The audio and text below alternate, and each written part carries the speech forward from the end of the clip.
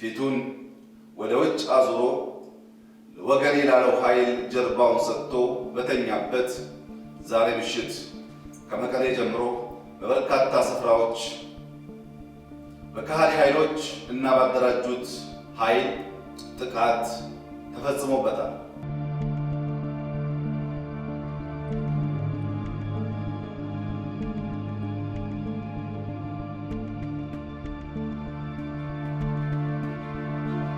ይህ አሳፋሪ ድርጊት በማይደገም ሁኔታ የሚቀለበስበትን መንገድ መላው የሀገራችን ሕዝቦችና የሀገር መከላከያ ሚኒስቴር በመተባበር የሚፈጽሙት ይሆናል።